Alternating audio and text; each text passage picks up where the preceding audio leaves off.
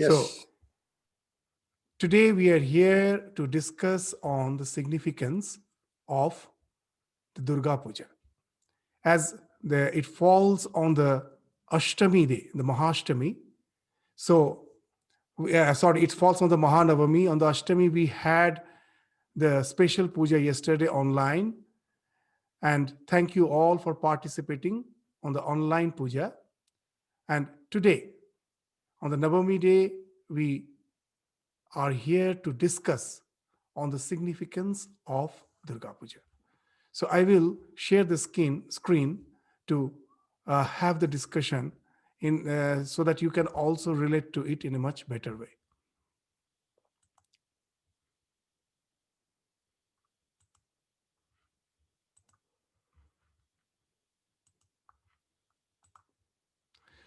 So Sri Ramakrishna used to say that Brahma and Shakti is Abheda. Means they're identical. The absolute reality which is being represented, which is being nomenclatured as Brahma. And when that Brahma finds expression as Shakti, the entire universe, the phenomenal existence is nothing but the expression of energy. As we know that energy and matter are interconvertible, everything at last can be transformed into energy. So the entire universe, we can say, is nothing but the expression of energy. But that energy is not the absolute.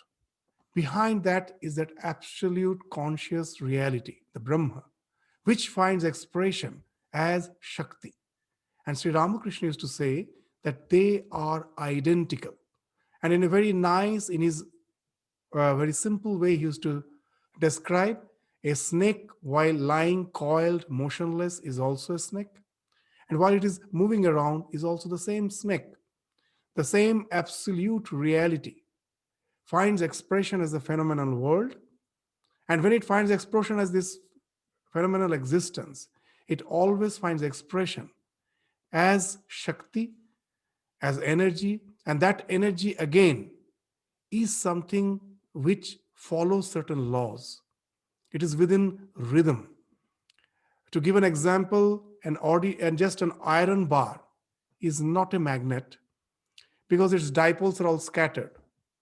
If somehow all the dipoles are aligned in such a way that all the north poles are in one direction and the south poles are in another direction, then that iron bar gets converted into a magnet.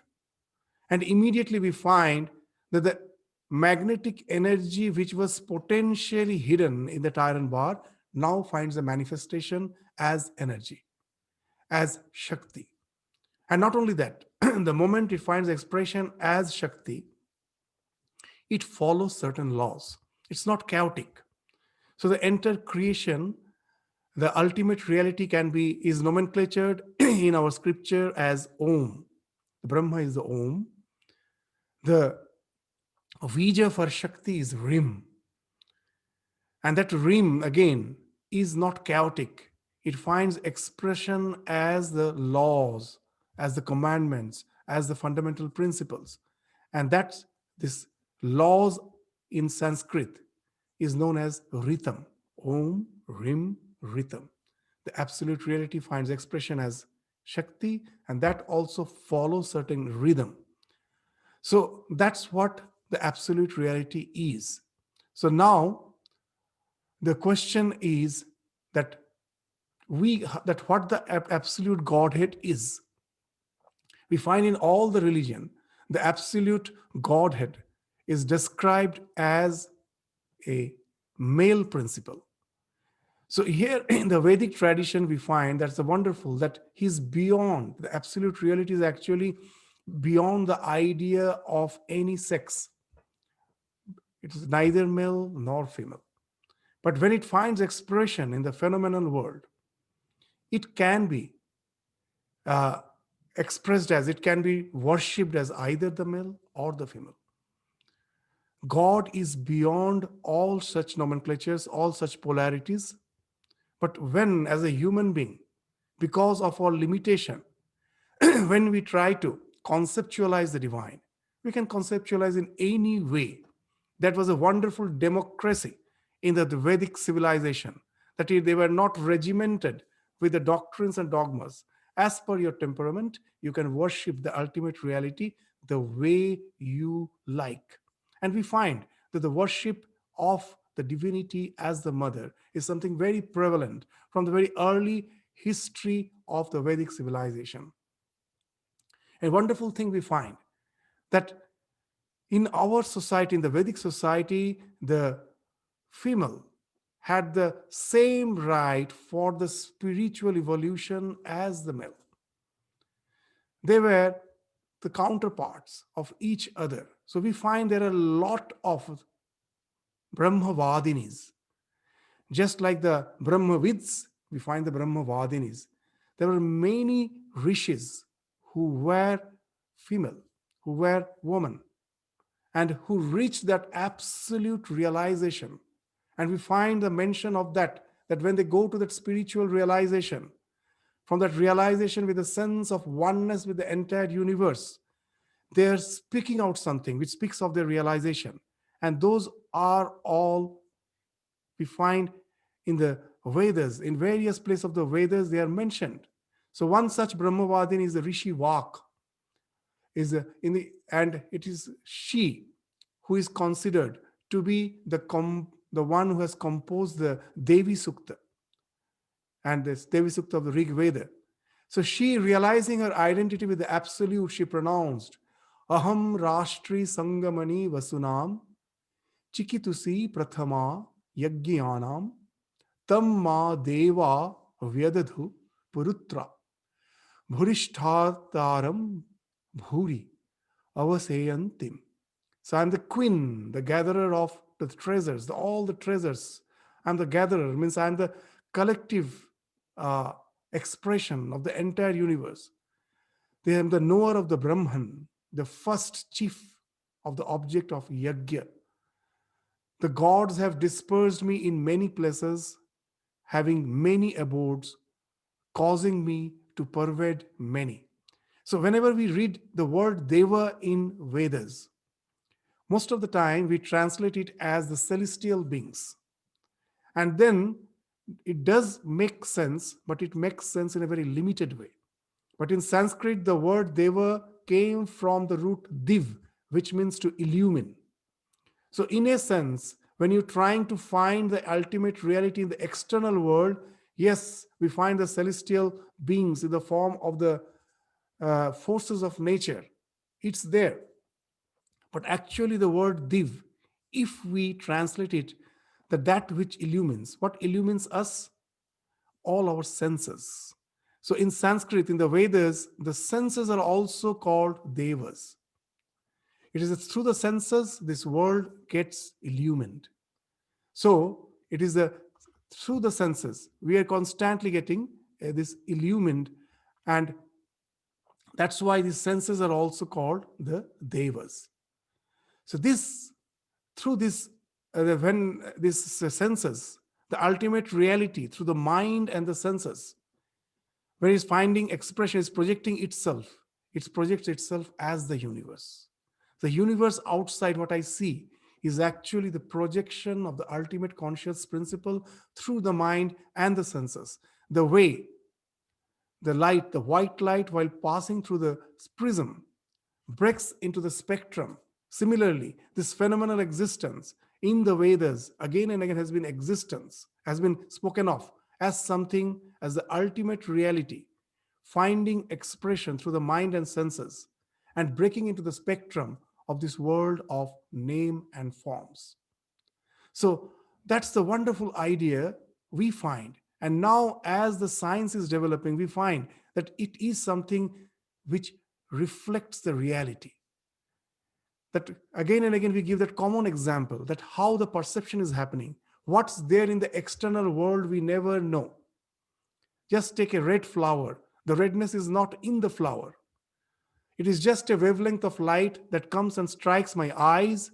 It gets converted into nervous current, which is carried by the optic nerve to your brain. The so-called color perception center is not perceiving the color. It is just a particular nerve impulse which is projected, when this nerve impulse goes and strikes your, is being perceived by your color perception center, the color is actually projected by that color perception center to envelop the so-called unknown object and give its redness. So this is what the modern science will say you. So this is a hallucinating universe. Why it's a reality? It's actually reality because it is a consensus reality. We all hallucinate in the same way. That's why we say it's real. It's the question of majority. If someone hallucinates in a different way, we say he's having some, or she is having some mental aberration. So that's why nowadays they don't use the word diseased. They say he or she is a bit different. But the reality is nothing but the consensus reality. And that's how it's happening, how nicely the Vedas we find have described by diving the rishis. Rishis are the mantra drashtas. They have seen the laws of the universe. So it is not that the rishis ever claim that we are the one who invented them, because it is already there. We just removed the covering of the knowledge which was there. It was a discovery. Covering of that, there's remove the covering of the inherent knowledge which is already there. And those who discovered, remove the covering, they're the rishis. And so many rishis we find are the women, are the females of those Vedic society who had the full right to practice the spirituality and go to this highest spiritual evolution, from where they find their identity with the absolute reality, that they are the Brahman. And when they find that where they are finding expression as the universe, it is that one non-dual principle alone which is finding expression as the universe. So that expression can be thought of either as the male or as the female. So we find this idea from the very beginning of the Vedic society. There's a Durga Gayatri, which is in the Yajnika Upanishad. It is one of the very commonly chanted verse in our Durga Puja, which has been adopted there. This, what is that? Katyayanaya vidmahe Kanya Kumari dhimahi tanno Durgi prachodayat. We know the daughter of Maharshi Katyayana. So Durga actually evolved in the Rishi Katyayana's hermitage. We will just have a small discussion on it. We meditate on the divine virgin, Kanyakumari. May the unconquerable one inspire us. You know, Gayatri is a particular chanda. There are many Gayatris. What are that? There will be 3 lines, and in each line, there will be 7 syllables. So this is the rhythm which is known as Gayatri. So that is as per the rhythm is concerned. And they all have a particular meaning. What's the meaning? That what I see, what I know with my senses, with my mind, is not the reality. The reality is something else on which I meditate. And when I am meditating on that, it is not me as a physical being who is meditating. That in the Bible, we find there's a very wonderful statement of Jesus: worship the Spirit by the Spirit. So all the Gayatris actually signifies that the one whom I am worshipping is not the physical. The one who is worshipping is not the physical entity. Both are the spiritual entity. And it is the same entity which once get identified, the delusion falls off. So the Katyayana, as per the history, as per the legend goes, that Durga was born in the hermitage of Rishi, this Katyayana. So he was born in the Vamana Purana, it is mentioned. So in the hermitage of Katyayana, he was born. Actually, according to the Vamana Purana, once the gods had gathered to discuss the atrocities of demon Mahishasura, and their anger manifested itself in the form of energy rays. The rays crystallized in the hermitage of Katyayana. He was a rishi who gave it proper form, therefore she is called Katyayani. So this is the legend. So it is something physical. But behind that, what is the real nature of her? She is actually this Katyayanaya Vidmahe speaks of the physical thing. Behind her, she is a Kanya Kumari. She is not something who was produced in that particular point of time. She is the eternal virgin. The divinity is always expressed when it is expressed as a female, in the pristine female form. She is expressed as a virgin, unadulterated, unpolluted, behind all what you say that dependencies. It is something which is pure, pristine. So that's the eternal divine virgin. She is that. There is no distortion in her. There is no change in her. There is no transformation in her. She was, she is, she will be. So just see the Katyayana Vidmehe, the one who I'm seeing as the Katyayanaya, as the Katyayani, as the daughter of Rishi Katyayana. She is actually the eternal divine principle. Tanno Durgi Prachodayat. So within me, now I find that what is the Durgi here? The Durgi is something, the force within me. The word Durga means uh, obstacles. So we will come to that word, that what the all the energies which helps us to get rid of that energy through all those obstacles with the help of tapas, with the help of austerity. That is Durgi. So that is within me. With that spiritual force, I have something within me, in spite of all the obstacles which I face in my life. There is a force within me which can transcend that all. So that should be awakened. Let the Durgi be awakened, and with the help of that, Prachodat, I am trying to contemplate on that eternal Kanya Kumari. So it is the worship of the Spirit by the Spirit. So all the Gayatris, any Gayatri, that is the basic idea. One is the rhyming, that is just the physical aspect of it, and another is the significance, where you are worshiping the Spirit by the Spirit. Just by realizing the thing which you are worshiping is actually in essence the Spirit. The one who is worshiping is not the physical thing. I am not as a physical being worshiping that Lord. The real me is eternal. It was, it is, it will be. And the thing which I worshiping in reality is that eternal. It was, it is, it will be. It is the identification of this two. That's what the real spiritual uh, evolution speaks of. And that is being represented by the Durga Gayatri, where the divine principle is thought of as female. Next, we will find that not only in the Vedas, in the much later time, even in our this Chandi, this is one of the most read during the end, in all the days of the Durga Puja. This Chandi part is something which is almost mandatory.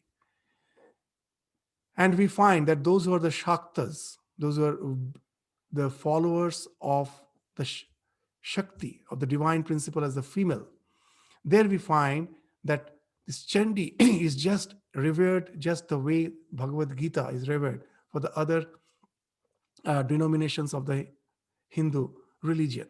So in Chandi, we find that the divinity is being expressed as Tri Devi. The all-encompassing and the supreme manifestation of Shakti worship finds expression as Tri Devi, as corresponding to the three gunas, as the three female forms of divinities. And they actually represent the three gunas. The entire creation is nothing but the conglomeration of these three gunas, sattva, raja, tama. These are the primal constituent of the entire creation.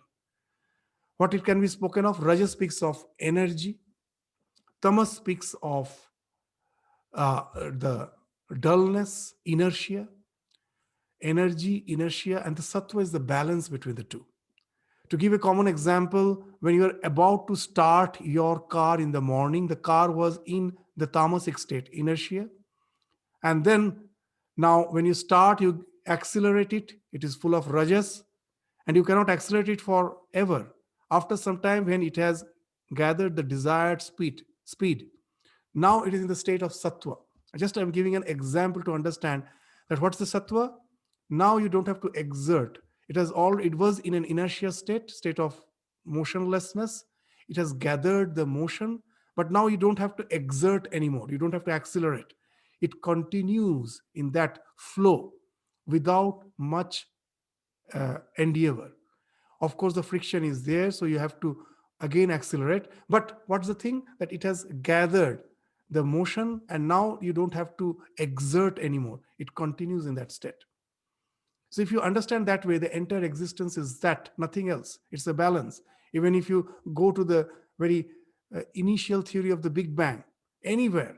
Now, Big Bang, if you say it's not a valid, the way the earth is revolving around the sun, it is neither flowing off, it is not going and crashing with the sun, it is not being absorbed by the sun, nor it is being thrown out by the sun. It is revolving in a particular orbit. This speaks of the sattva. The rajas and the tamas is balanced there. So these are the three forces which can explain the entire creation. That's what the idea behind the idea of these three constituents. This sattva, rajas, tamas can be explained in various ways. This is one of the ways which we are trying to understand the entire creation, that from this basic point that they are the primal constituents, sattva, rajas, tamas. Now, in Chandi, we find the tamasic aspect of the Divine Mother has been described as Mahakali, the destroyer. The first chapters, the first section deals with the Mahakali. The three sections in Chandi. The first section, the Devi, who is the Adhishtatri. The Devi, who is the Adhishtatri of the first part of the Chandi, is Mahakali. And the second part, it is Mahalakshmi. It is the Rajasic aspect of the Divine Mother. And she is the sustainer. And the last section, we find the Sattvic aspect of the Divine Mother as the Mahasaraswati, the creator. You will find it's a wonderful idea. Even if the ultimate divine reality is something which is beyond any change. God is what he or she is.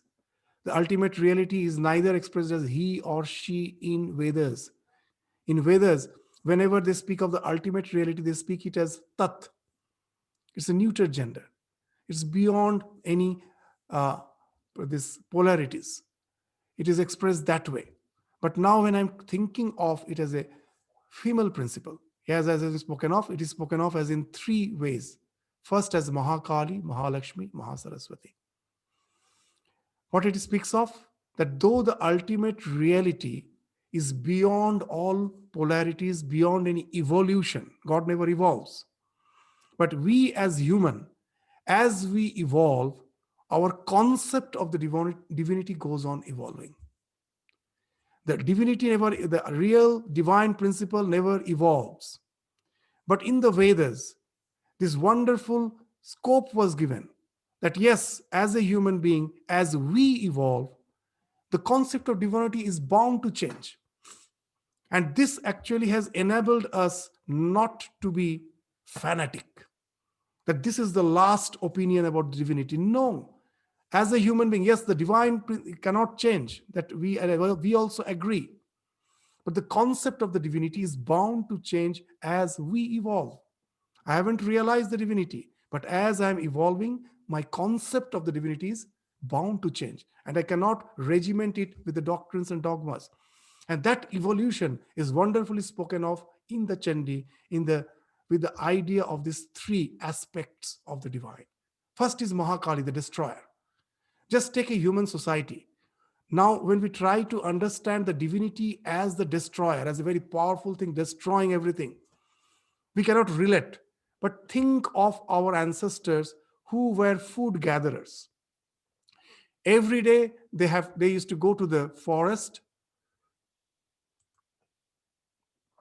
Every day they used to go to the forest to gather their food in the form of roots, herbs, fruits, or even killing other animals to have their flesh as their food, whatever it may be. The everyday challenge was there. They don't know that what they are going to get at the end of the day. And the challenge was there in the form of the predators, in the form of the enemies of the other tribes. Constantly, they have to deal with the predators and the other enemies. And now you think for such a society, the concept of divinity is what? A powerful being who can help me to get rid of the predators, to annihilate the predators, to annihilate the enemies. And from that point of view, the concept of divinity as the destroyer, it finds to be quite appropriate for that. And that was the concept of divinity. But it is evolving. In the next episode, in the next section of Chandi, we find the divinity, the concept of divinity is being described as Lakshmi, the goddess of wealth, the she who sustains the universe. As the way the wealth sustains us, she is there with all the wealth to sustain us. There's a Rajasic aspect of the Divine Mother. And now you may say that how you can justify the God as the uh, one who is having all the treasures. She's the Lakshmi. Now you find from when we evolved from food gatherers to food producers. As we evolved, we learned agriculture. Our ancestors learned agriculture. They started staying in villages. Now, for a part of the year, they will cultivate their land and they will store their this yield in the granaries. And now the question of sustenance comes, that if famine is there, if drought is there, then you cannot cultivate, you cannot store. And now the question of your social security is gone. So the wealth becomes the criteria of your social security. So from food gatherers, when you become a food producer, now your concept of divinity is changing. It's not the one who will be destroying, it's the one who will be sustaining you through your wealth. The everyday challenge of the predators and enemies is gone.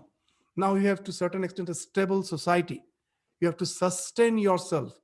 If the wealth is gone, you cannot sustain. So now the concept of divinity has changed from the destroyer to the one who is there to bring prosperity, the Mahalakshmi. Now after that, the evolution doesn't stop. You will find with prosperity, a lot of evils come. If you are keen at the news, you will find one of the basic problem with prosperity is a sense of meaninglessness comes. Everything I have, what to do with my life. In the European countries, we find suddenly that news will be there. At night, from nowhere, a few this miscreant, this some people came and broke all the glass panes of the shops, destroying that. They don't know what to do with the affluence, and they start thinking that the affluence is a curse. So what happens, is very interesting. When you have a very stable society with your wealth, with your food to sustain yourself, now the big question, big challenge comes, what to do with the leisure. I have a lot of leisure. Now, I don't have everyday challenge to go out, gather food. I have sufficient food. I have sufficient to sustain myself. Now, what I do with the leisure? Then, with a stable society, this art and culture starts evolving. That is the sattvic aspect. All the art, your music, your poetry, your literature, even to certain extent, the spirituality, unless you go to the ultimate spirituality, all the myths, legends, everything starts growing, and which sustains us. You will find that even now in India, we find that throughout the day, the villager is working. At night, he comes back, and there will be Ram Katha.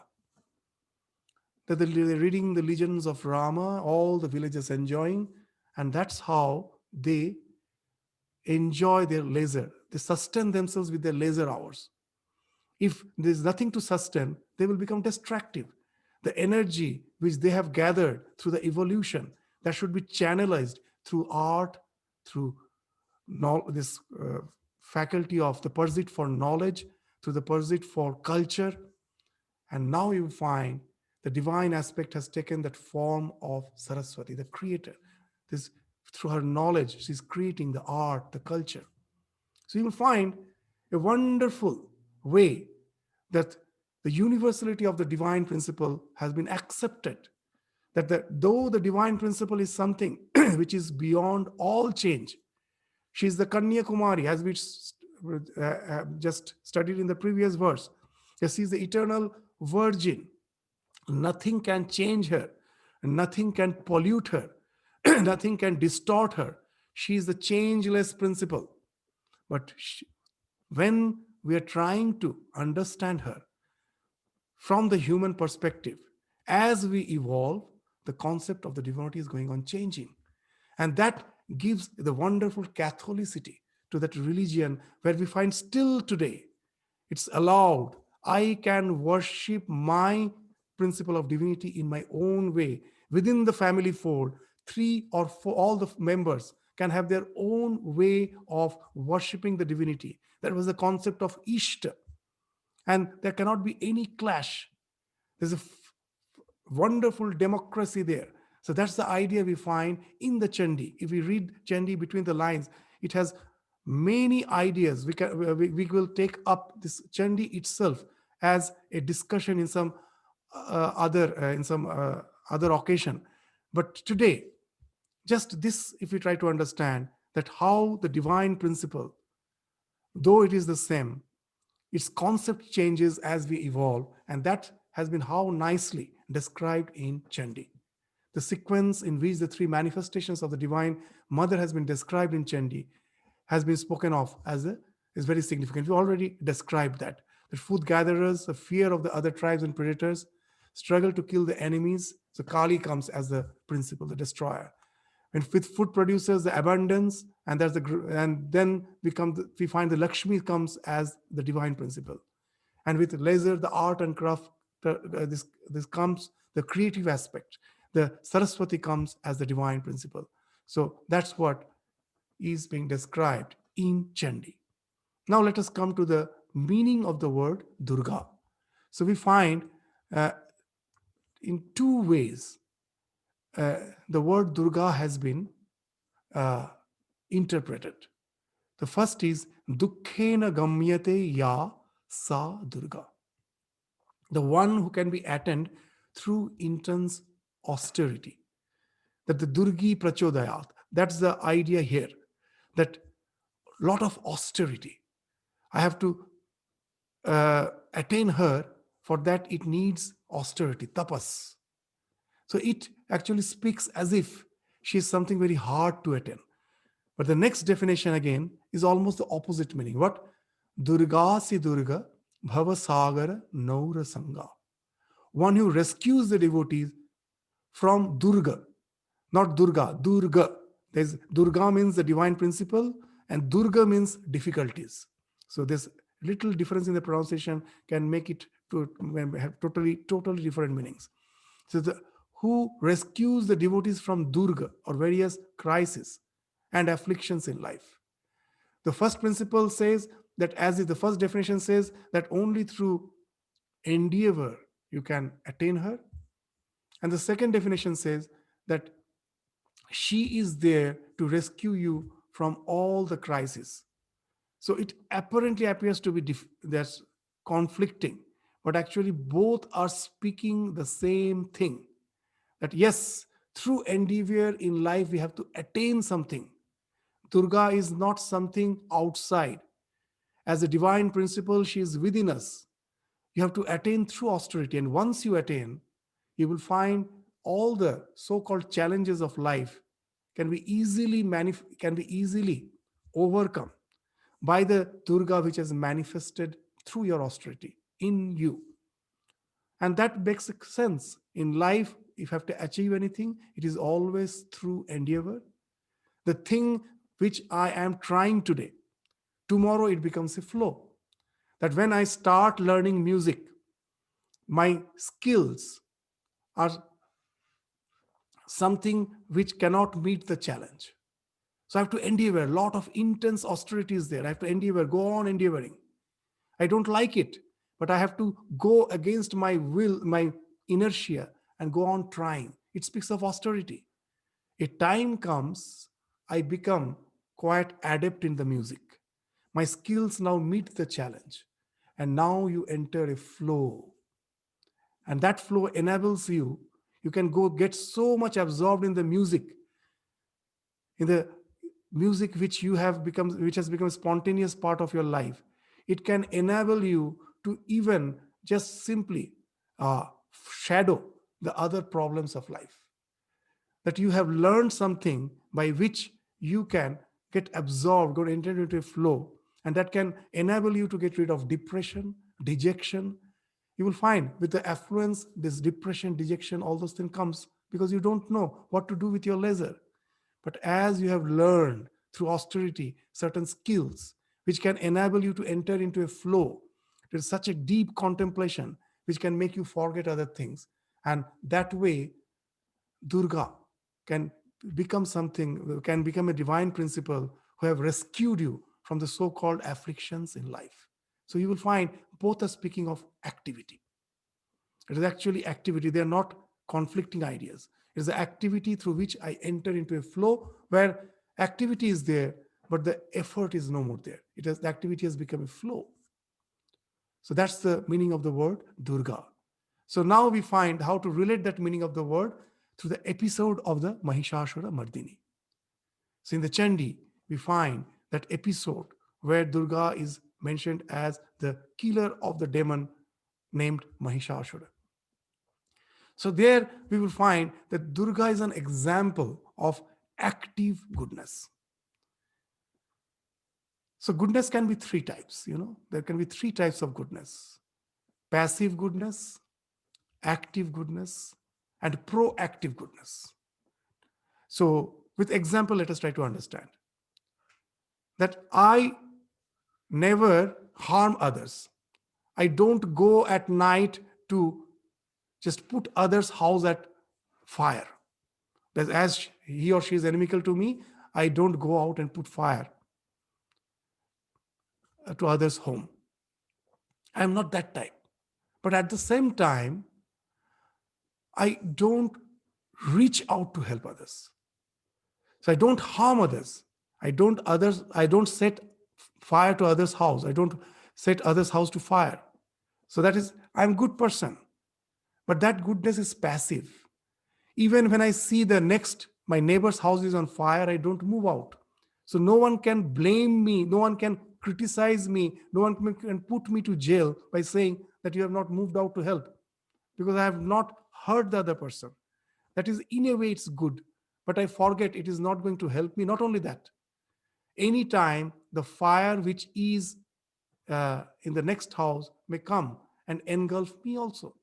So that type of goodness has no meaning. Active goodness is the one who moves out to help others, reach out, finds that when others' neighbor's house is in fire, I cannot sit quietly, I move out, it help. That is active goodness. And what is proactive goodness? I don't even wait for others' house to be on fire.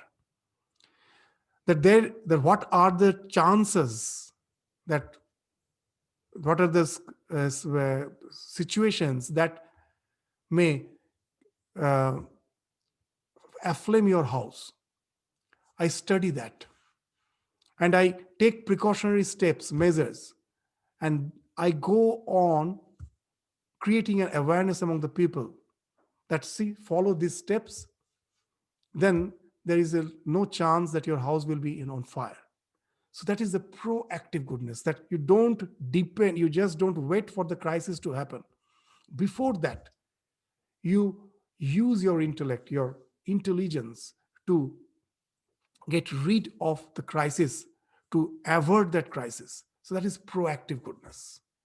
So among these three, Durga is the one who is the exemplifier of active goodness. Why? We find that Brahma is actually the proactive. Brahma, the one who gave boon to Mahishasura. That when Mahishasura did lot of tapas, the rule of the world is If you do austerity, you are bound to get the result. Now, what are you going to do with that result? That is your choice. Am I going to use it for a good purpose or for an evil purpose? That is my choice. But if I use for my evil purpose, then that the result which I have accrued through tapas, that result itself will be annihilating me. This also is a principle in this world. All the so-called dictators you will find, through endeavor, they went to a certain position. And again, as they were using their power to destroy others, at last you will find that became the cause of their own destruction. And this is the law of the universe. So Brahma has created the universe with that type of programming. He's the proactive one. He has done the basic work that yes, you in this world through endeavor, you will attain something. If you use it for good purpose, well and good. If you use it for destructive purpose, you yourself will be destroyed. And that's what is we find that Mahishasura, when Brahma is giving some boon to Mahishasura, within the boon, the seed of destruction is there. If Mahishasura is going to use it in an evil purpose. And now we find that proactive goodness is with the Brahma. He planned the universe in such a way that it can be sustained. But in Durga, we find that when the crisis has already arrived, the energy of all the devas created Durga. The Durga was created in the hermit of Katyayani by the conglomeration of the rays, the energies of all the celestial beings. So it speaks of a synergy. And that divine principle that is created by the conglomeration of the energies of all the devatas, that takes the form of Durga to destroy Mahishasura. So it speaks of active goodness in society. That active goodness has to be synergic. The one who is proactive is like the research scholar in the university. He may need not have a teamwork. He or she, just by his intellectual power, can create a structure, a framework for the society. But to implement that framework, we need a teamwork. And that teamwork has to be very constructive. That speaks of the synergy. And Durga represents the active goodness, finding expression through that synergy, where all the divine powers have conglomerated to annihilate the evil forces of life. So that's what the episode of Mahishasura Mardini speaks of. The active goodness that in society, most of us are quite happy. We say that we are a very religious person. We have our rituals at our home. I keep myself busy with all those religious things. But what good it does to the society? So here comes the role of Durga. We have to reach out. We have to reach out, and that also not with just some feeling to do some help to others singularly. We have to reach out as a group. Take out some projects by which we can really help others, those who are in affliction. Not only that, even in the present situation, the global warming, we took the example of the fire, that the fire at your house has caught fire. And the entire world has caught fire. In the last year, we have experienced it. The bushfire it became a havoc throughout Australia. And to really get rid of it now, yes, there is need for some projects, intellectual projects, that what all steps has to be taken to get rid of the global warming.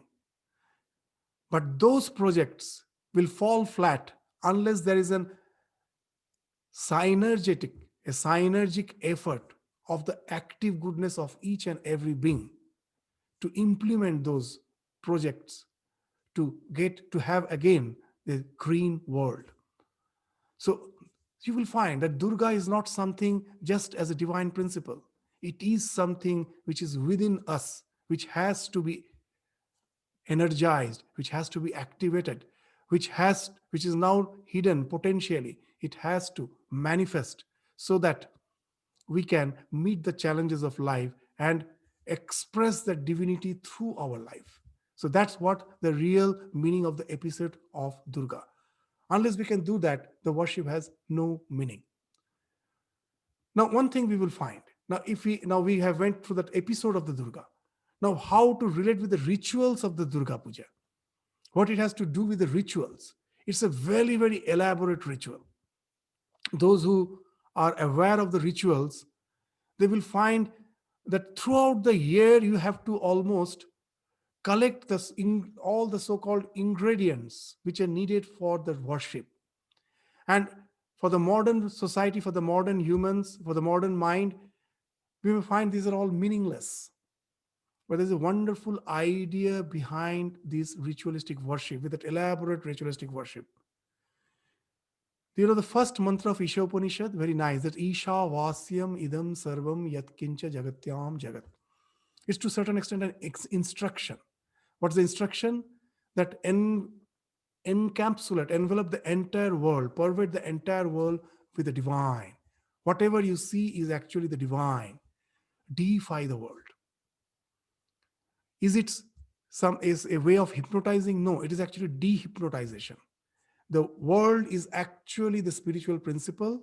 Because of ignorance, I'm seeing it the way I'm seeing it as a perceptual reality.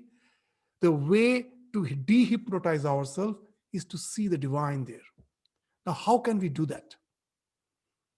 A wonderful way. I will just first give an example and then come to the rituals of Durga Puja.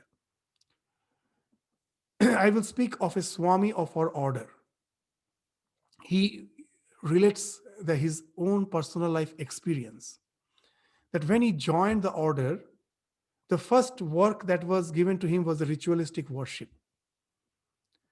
The first day he entered the shrine, he found that perfume is used as one of the ingredients. The perfume is used during the worship. It is used to spray on the divine form. And everywhere in the shrine, the smell of the perfume is there. Now he was a bit puzzled. He told, I have renounced the world. I came here. These are the things which distracts me.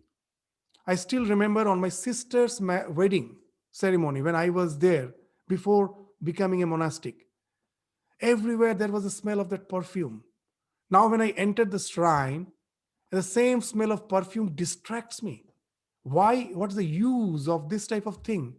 Why shouldn't the worship should be austere so that it can help us to go beyond these perceptual senses? He goes and complains to the senior Swami, monk, that these are the things very unscientific. We shouldn't use. The Swami just scolded and told, see, we have never invited you to come and join this order. These are the things we follow.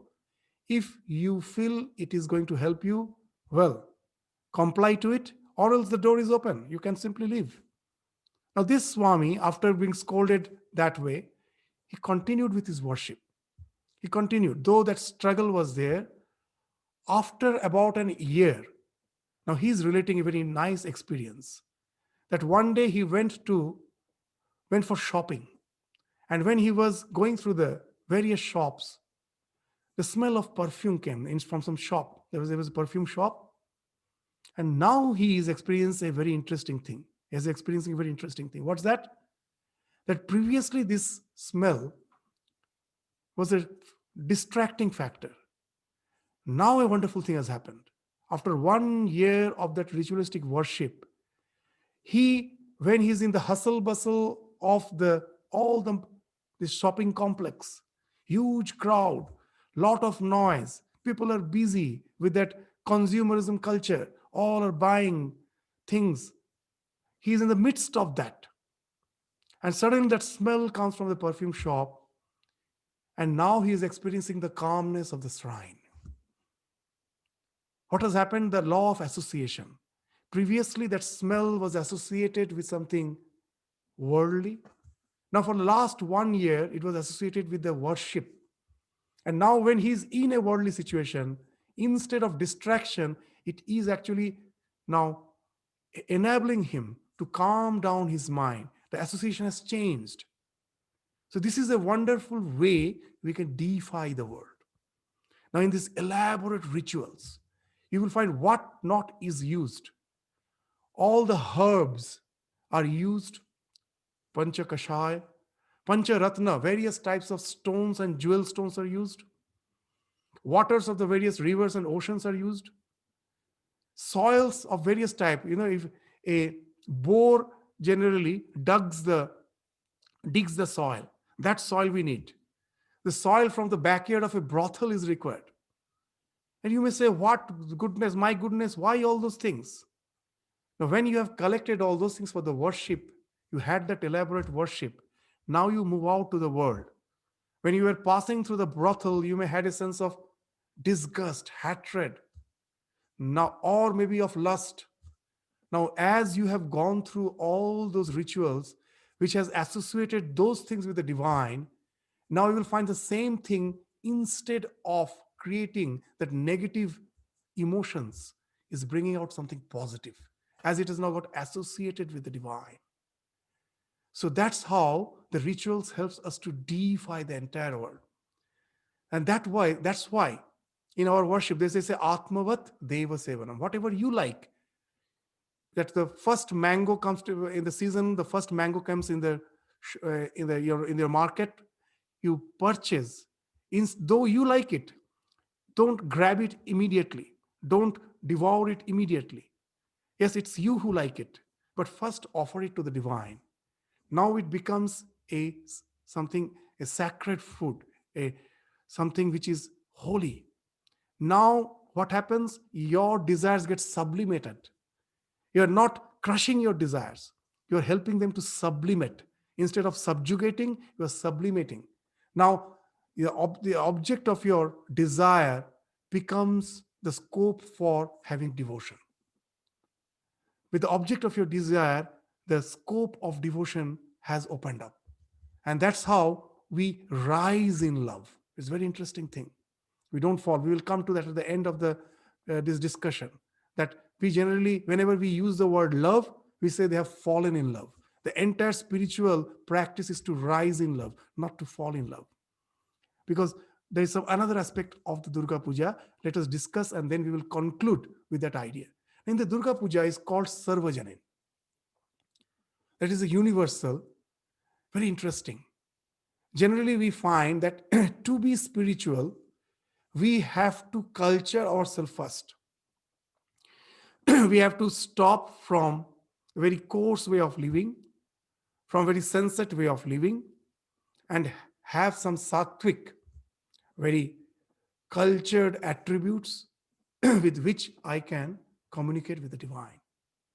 Here we find in the Durga Puja, it's a development of the Tantra, where each and every member of the society, to whichever strata it may belong, has been actually included in the worship. No one is being excluded. It's a wonderful way the entire ritualistic worship has been structured. It's a wonderful way. Now, we will find that those who are by sattvic temperament, they are the one who are doing the puja, sitting just in front of the mother, all the elaborate rituals they are conducting. For them, they have to fast, they have to do a lot of meditation, this japa, they have to do all the worship, all the ritualistic worship in a very prescribed manner. For that, you have to be quite restrained. Yes, there are people who have reached that type of restraint. So for them, of course, the worship is there. So it is those sattvic people for whom we find that the main worship is going on. But suddenly at the time of Sandhi Puja, yesterday we had it, not here in our main center in the headquarters, Belur Math, it was what you say, that was transmitted online. So Vali, though in our, we do a symbolic Vali, it's not the real sacrifice, but we find there's a prescription for real animal sacrifice in a particular phase of that worship, offering meat and wine to the divine. And throughout the world, we find these are very, very what's the primitive aspects of religion. Why should there be violence? We never understand that Vali in the proper sense, and that's why we criticize. Vali is not licensed to violence. Vali, this is actually the Vali, the sacrifice is actually restraining violence, to minimize violence. You may ask how? In the present society, behind our, what you say, that awareness, behind our eyesight, these are all in an enclosed place called the slaughterhouse. In an enclosed slaughterhouse where the society is not seeing where the meat is coming. He just goes to the counter and buys. He doesn't know what extreme cruelty is going on in the slaughterhouse every day. Millions of animals are killed every day. Here, in this context, I will bring the idea of Vali. What Vali was there meant for? That we cannot simply stop the human inclinations. That if anyone has a tremendous inclination for eating meat, I just cannot say that you stop. But what I can do, I can try to restrict, gradually to reduce it. And Vali was actually a way of that. That what it was meant for. If you read the scriptures, it's wonderful. It was said that yes, if you want to have meat, you can have it only as a offered food. It can be only a food which has been offered to the divine. And you cannot do it every day. You cannot go and just offer it to the divine every day and have meat. Only some prescribed days were there, like Amavasya, some prescribed days were there. Some prescribed animals were there, not that I just go out and eat anything and everything. And that way create a tremendous disbalance in the ecology. Only prescribed animals on prescribed days you can sacrifice in front of the divine, and then that consecrated meat you can take. And now on the special days when we see that the animal sacrifice is going on in front of the mother, we say it's a horrible worship. We forget it is actually a way to restrict. It is not a license. And that also, it's not meant for the main pujari. Very interesting. The one who is doing the main worship, at the time of Vali, you will find he is no more there. He is not doing the Vali. Suddenly you will find a people of different temperament is coming. They come to prevail the scene at that time. The Vali is done. They move out with the consecrated flesh to have meat and all. In the meantime, what has happened? They have also related to the divine. The society never told that you are of such a temperament, so you have no right for communicating with the divine, to have a commune with the divine. You, with your temperament, have the right. For that, a particular phase was there, a particular slot was there in the worship. So those who are of that tamasic tendency, they also can relate. The sattvic can relate. Now those who are of rajasic tendency, they want to show their display of their wealth, pomp and glory. Yes, there is a bonanza of offering. Even in Belur, you will find the people are donating very costly saris, and it becomes a heap. Why it is becoming hip? Yes, there are many people who feel that, yes, I have wealth, I want to spend it.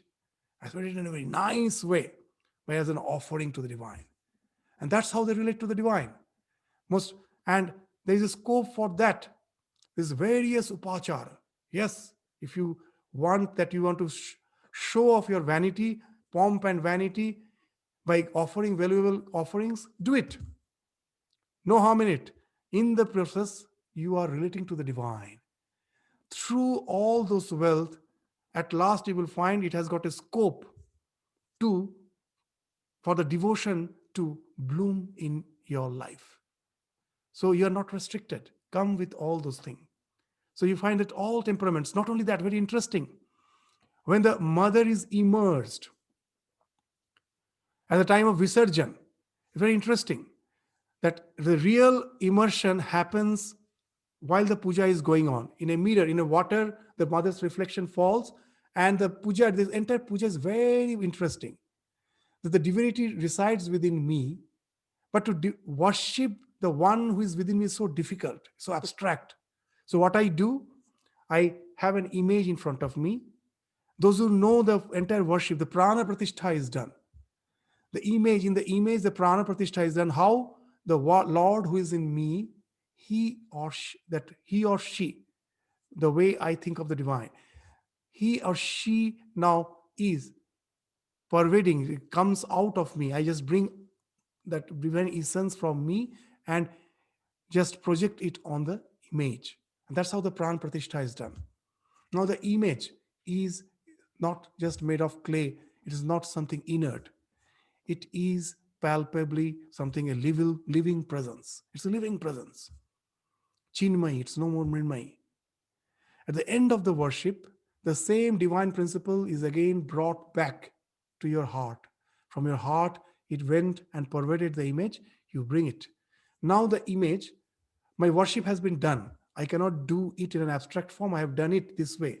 For that, I have actually asked for forgiveness to the divine.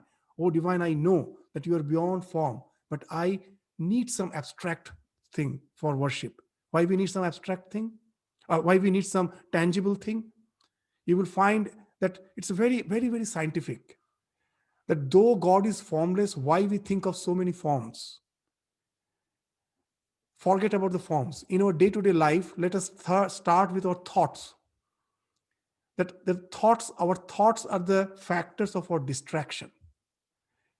So many thoughts. But what is the basic nature of each thought? Each thought has two components, nama, rupa. The moment I am thinking of you, immediately I visualize your form in my mind. So the thought has two components, name and form. We are constantly conversing within and constantly visualizing within because of these two components of the thought.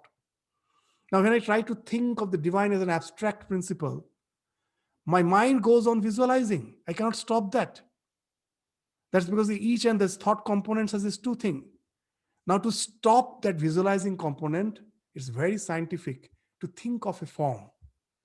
Now, that name, that form helps you to counteract the other names and forms, and easily your mind can be concentrated. So you will find a wonderful actually idea behind this thinking of the formless as form. So my purpose is done. For 5 days, I was thinking I will worship. I had a wonderful worship by enabling my thoughts, my name and form, these two components of the thought, to be fixed in this. Now I take the divinity within. This has no life now. Now there is a part of the society who wants to relate. They saw that few people are relating so intensively, they're so intensely with the divine. We cannot relate. Now, after the prana is taken back, now this divine form is open to all. In the Visharjana, there is the idea, is a wonderful idea, that you can go and touch the mother, you can put colors on her, you can dance, not only that, a very classical dance, all sorts of vulgar dance, you can sing all sorts of songs, you can use foul language, not only devotional songs, you can sing all the so-called pop songs, anything you want.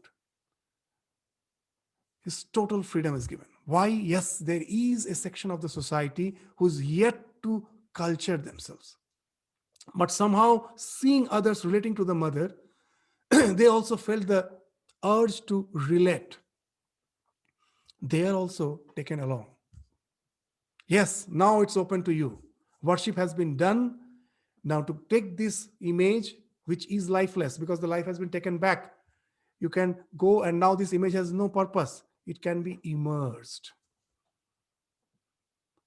So all the image worship, the ideas behind that, how the image worship came, it has some political significance also. There was no image worship in the Vedic time, even in the post-Vedic time.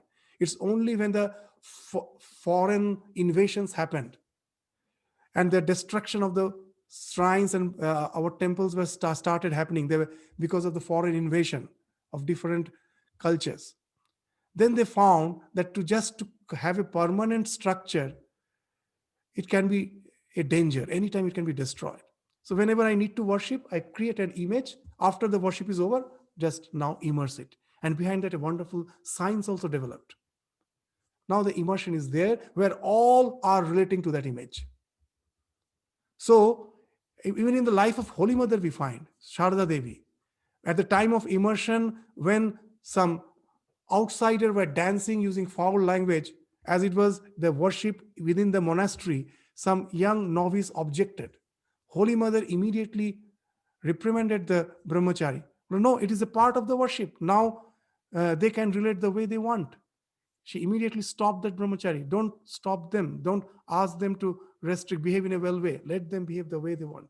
And that's how they're relating to the same mother. So the mother is there for all the children. There is no hierarchy in mother's love.